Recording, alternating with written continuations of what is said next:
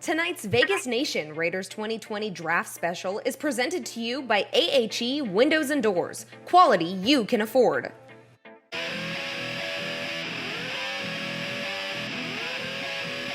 We are now the Las Vegas Raiders. Some great memories in Oakland. Wish we could have brought that city a championship, but looks like we're going to have to do it here. Excited to have a city that is excited about having us. We can't wait. Henry runs fly. We all know that. Fastest player in the draft. Henry third, your newest Las Vegas Raider. Raider Nation, what's up? Expect a call from Mike Mayock here shortly, all right? Yes, sir. Congratulations. I can't wait to have you on our team, man. Coming to Vegas, man. Looking forward to playing in front of everybody and, just winning them championships, man.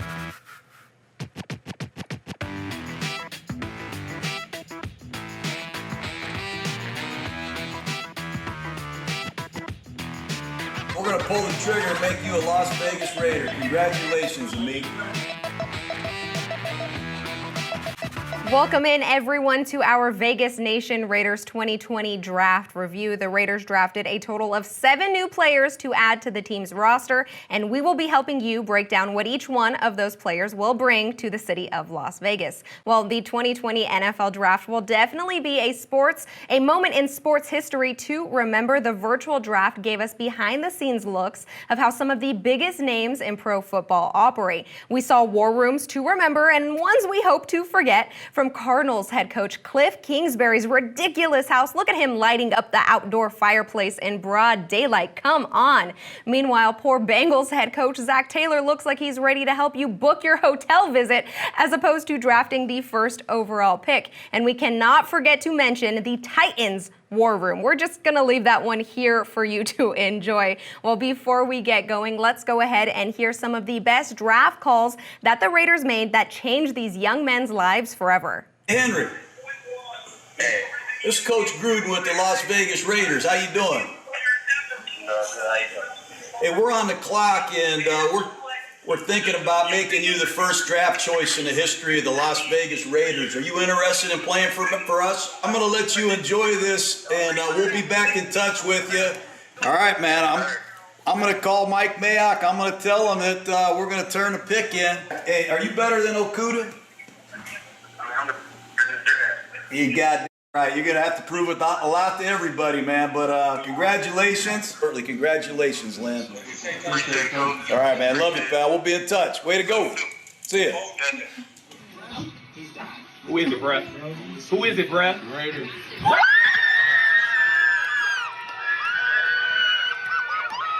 Are you fired up or what? Yes, sir. We're gonna pull the trigger and make you a Las Vegas Raider. Congratulations, Amit. Yes, sir. All right, man.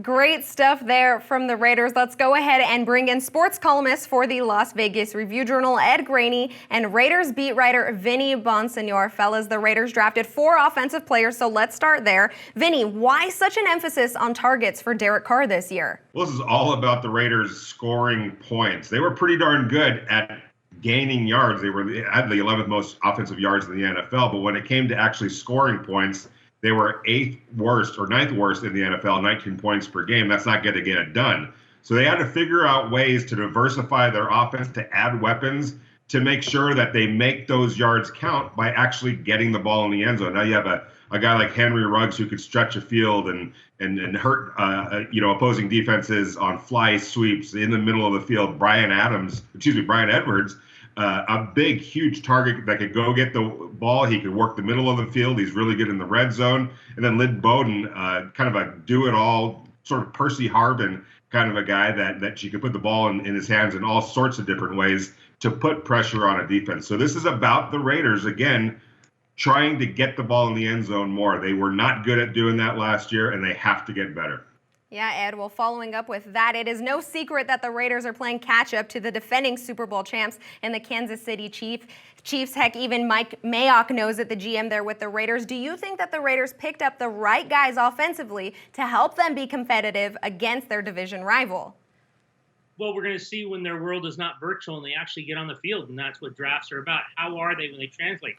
Sometimes when the lights go on, guys are even better than you think. Sometimes when the lights go on, they're not very good at all.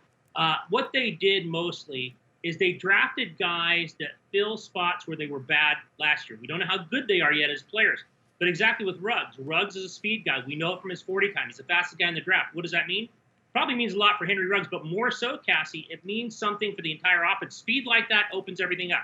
So if you're Darren Waller, if you're Hunter Renfrow, if you're Terrell Williams, if you're Josh Jacobs, you're stoked about this pick because if that guy's as fast as everyone thinks he is, people have to roll over and deal with him, and then you're more open in your spot. So speed kills, that's the cliche. I think they looked at Tyreek Hill. I think they looked at the Chiefs and really drafted towards them. And now we'll have to see when these guys get on the field what they really look like.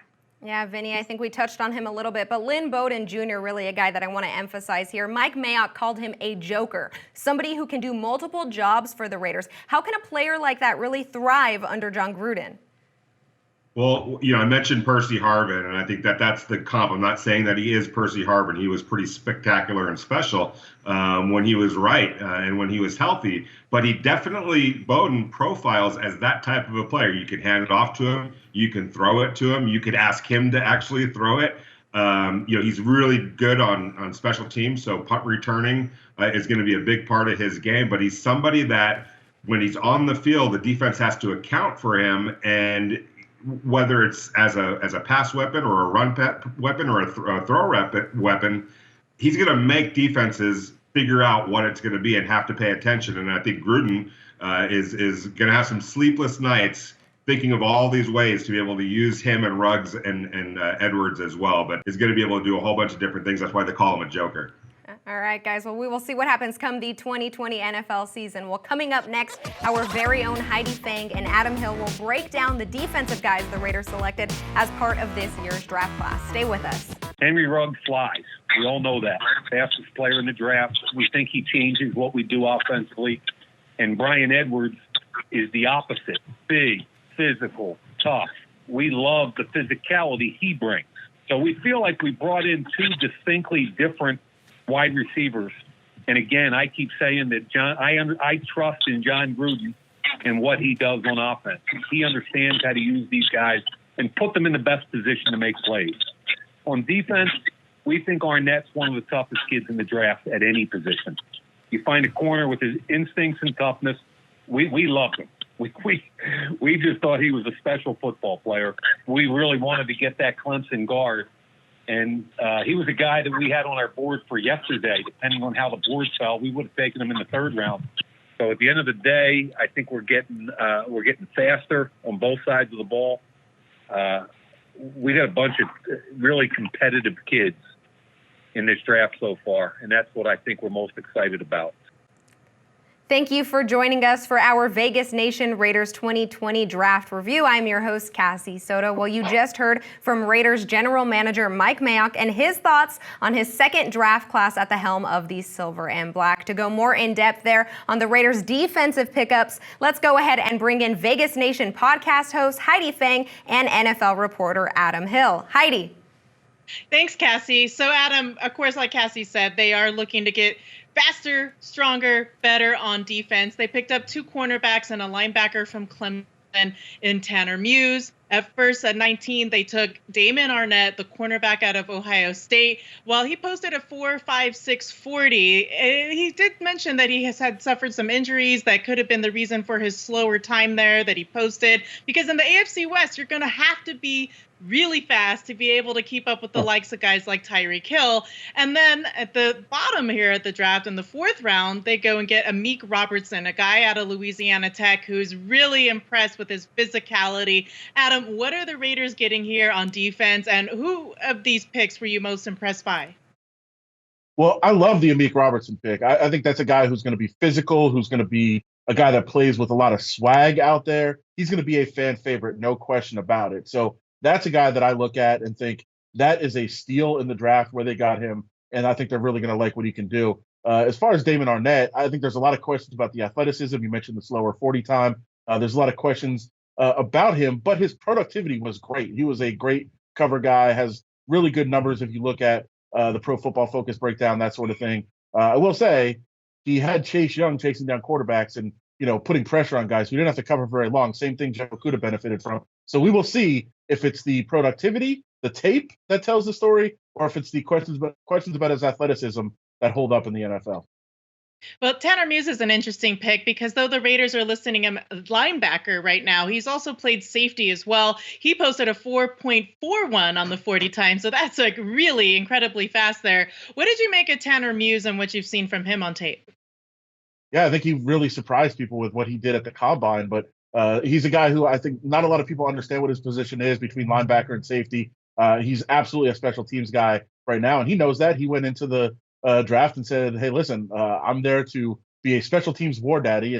Was his quote. So fans will like that. The team will love it. The coaches will love it, and we'll see where he can make some impact defensively. But right now, they're looking at him as a guy that will really contribute on special teams.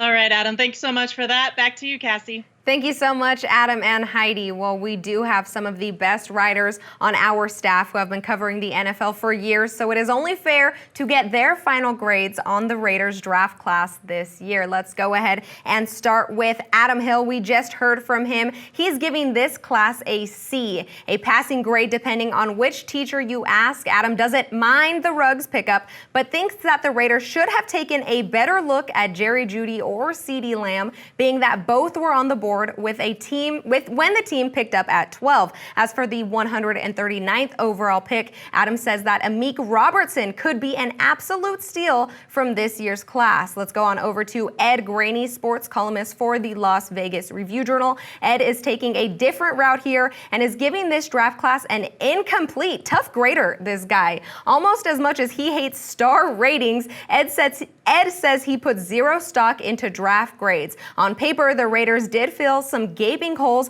but the proof is in the pudding, and a fair grade won't come until these guys step on the field. Well, stay with us as we hear from Tanner Muse, the 100th overall pick for the Raiders. I was able to speak with him a day after he was drafted. Stay with us for that. Hello. Tanner. Yes, sir. It's Coach Gruden with the Las Vegas Raiders, man. How you doing? I'm good. How are you, sir? I got to ask you, you want to be a Las Vegas Raider? Hell yeah, more than anything. You gonna play linebacker for me? Oh yeah. Be a captain on special teams? No doubt. And I want you to walk everybody down, man. I want you to get a new pair of shoulder pads, though. You got to promise me that. Huh. Hey, you pick them out, I'll wear them. Hey, when the first time I met you, man, I said, me and Mike, we both looked at each other and said, we got to get this guy. So we're going to turn the pick in. I want to congratulate you on being a Las Vegas Raider. And we want to keep this Clemson Tiger pipeline hot, man. Oh, yeah, Clemson family, yes, sir, no doubt. You excited? Oh, yeah, no doubt. Yes, sir. Everybody's here, everybody's excited. All right, man. I'm ready to get in there with my brothers and get after it. That's good. You enjoy your family, watch it on the TV, and Coach Mayock will call you here in a little bit. But a day after being drafted 100th overall in the 2020 NFL Draft, I spoke with linebacker Tanner Muse, one of the newest Las Vegas Raiders. Here's some of that interview now. Well, let's just start with last night. Take me through the moment you got that phone call. What were your emotions? Well, I was nervous all night. Had a few family and friends over here last night, and I told them don't get too worked up. It might not be tonight. If not, we'll just be blessed with it. We'll turn it around tomorrow. But Coach Sweeney sent me a text. He said, "Don't be surprised if they take you coming soon." And they had the 80th pick and the 81st pick, and they didn't get me. And then they traded back to the 100th pick. I'm like, well, they definitely ain't gonna get me now. But it ended up being good. I talked to Trayvon a little bit the same day, and he gave me a good little insight. But I was nervous all the way through, but it ended up working out for me. Joining what people are calling now Clemson West out here for the Las Vegas Raiders, your former teammates in Cleveland Ferrell, Trayvon Mullen, and Hunter Renfrow. How excited are you to get back on the field with those guys? So excited. Me and Trayvon played on the same side at Clemson. We were always in the boundary side most of the time. Clee's been one of my best friends since the day I got to Clemson. We redshirted together. We grew together. We had a good little crew that we rocked with all the way through till he left. And then Hunter, I've been training with Hunter here lately, and we've just been having a lot of good talks. And we've been, like I said, I'm just so blessed. Well, after being drafted last night, Tanner, you went ahead and spoke to media. And something that really stood out to me was you said that you were going to be, and I quote, a special teams war daddy. Can you break down what that means for us exactly? So the way I say it, special teams war daddy is just guys that you can't really describe it, but you know it when you see it. Guys that just relentless effort, hustling on and off the field, down the field, getting after it, putting their body on the line, doing whatever they can to help the team win in special teams.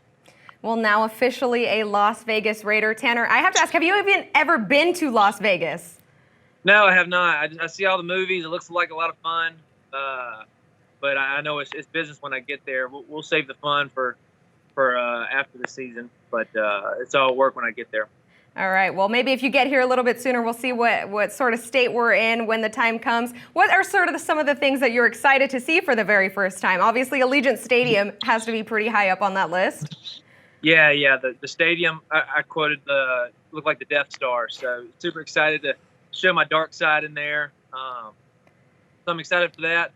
Just to see the Strip. Everybody talks about the Strip. So beautiful and so cool. A lot of rich history on that Strip. And then the MGM. I'm a super big UFC fan, and that's where they have most of their fights, all the big fights. So super excited to try to catch one or two of those.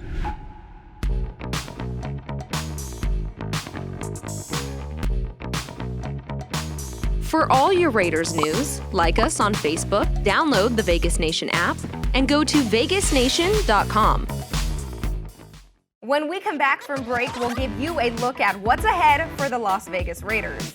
Vegas Nation, the road ahead, presented by AHE Windows and Doors. Thank you for joining us one more time for our Vegas Nation Raiders 2020 draft review. Well, in the times that we are in, it will be hard to tell what the road ahead looks like for the Las Vegas Raiders, but we sure can take our best guesses. Here to help me with that is Raiders beat writer for the Las Vegas Review-Journal, Vinny Bonsignore. Vinny, now that the draft is over, what is next for the Raiders?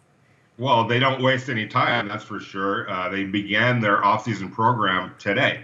On Monday. It's their virtual off-season phase of their off-season program. Basically, you've got virtual classrooms that are being set up all across the country with coaches and players spawned all over the place, trying to connect through Zoom and FaceTime and all the different mechanisms that they have available to them to go over the playbook and do whatever they can from a learning standpoint to get ahead of the process in terms of installing the offense, learning the playbook, et cetera, et cetera, et cetera. Now, keep in mind, the rookies don't come aboard until May, second week of May. So they're going to be even further behind the curve this year because of everything that's going on. But as far as getting going and getting started, that has already started.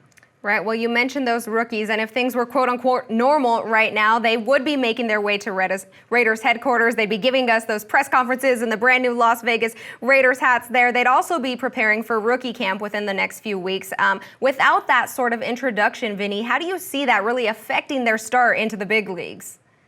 Well, it's going to be on them to make sure that doesn't turn into the excuse as far as why they didn't make an impact in their rookie year. So, they're going to be on their own for quite a bit. Now, the coaches and their peers and teammates will, be there with them virtually. And we're going to find out in May, in the middle of May, whether teams can start opening up their facilities to have a more traditional type of on-field phase 2 of the offseason program. But we're not going to know that for a couple more weeks. And that's all predicated on all 32 teams being able to open their building. If only one of those 32 teams has not been green-lighted by their local officials or state officials that they can open it up, then all of them remain closed. So I have a feeling that's going to be the case. So they're going to continue with their quote-unquote on-field phase 2 part of the OTAs virtually. So they'll set up, again, classrooms that are going to look like workout facilities, and guys are going to be working in their backyard with their coaches, 1,000 miles away, 2,000 miles away. So it'll be interesting to see how that works out. But for the rookies, now more than ever, they have to be diligent in their work habits, in their preparation, because they're going to be on their own. And we're going to find out come July when training camp starts, hopefully it does, which rookies took that seriously and which rookies wasted their time. Well, Vinny, we obviously know about the guys who were drafted, but how about the guys that the Raiders signed after the TVs and Skype cameras were turned off? For our Vegas fans watching, the Raiders actually signed UNLV product Javen White. What can you tell us about some other guys they picked up? Yeah, they got the kicker from Utah State, who pretty good. Obviously, Daniel Carlson. So they bring in a new kicker that's going to compete with Daniel Carlson. Carlson had a good year 2 years ago after being picked up on waivers from the Minnesota Vikings, and he started strong last year. But boy, he became a weakness, a liability almost towards the end of the season. And so as a result, the Raiders are going to have to look at that position in terms of, they can't just go into the season hoping that he turns it around. They're going to create some competition for him. But they only had 4 roster spots open to fill their 90-man roster out, or maybe 6, I think. So they weren't able to put together a big group of players. It was under 10. And it'll be interesting to see how many of those guys, stick with the club, whether it's on the club or on their practice squad. But more than anything, this is about the 7 guys that they brought in through the draft, headlined by Henry Ruggs, and the 12 players that they brought in through free agency, which they feel like those 19 players are going to go a long way toward getting this back headed in the right direction, along with their draft picks last year, which that was basically a home run draft for them last year. All right, Vinny. Well, we will see what pans out here in the next few months. Thank you so much, as always. All right. Thank you, guys. Well, as we wrap up here, let's go ahead and give you one final look at the future home of the Las Vegas Raiders. The nearly $2 billion, 65,000-seat Allegiant Stadium is on its way to host the 2020 NFL football season. Construction remains underway as the ETFE roofing was recently topped off, fully enclosing what some are calling the Death Star. Crews have also been testing out the LED light fixtures that are wrapped around the stadium's exterior. This facility will have no problem standing out on its own against the famous Las Vegas Strip skyline. As for the Raiders training facility in Henderson, the 335,000 square foot building is coming together for its expected June completion date. Crews recently installed the first 2 Raiders Shield logos on the side of the building, making it fully known who the facility will soon house. We hope you all enjoyed our 2020 NFL draft coverage. Our Vegas Nation team worked tirelessly to give you the most in-depth coverage you could ask for. For our Vegas Nation crew, I'm Cassie Soto. Thank you so much for watching.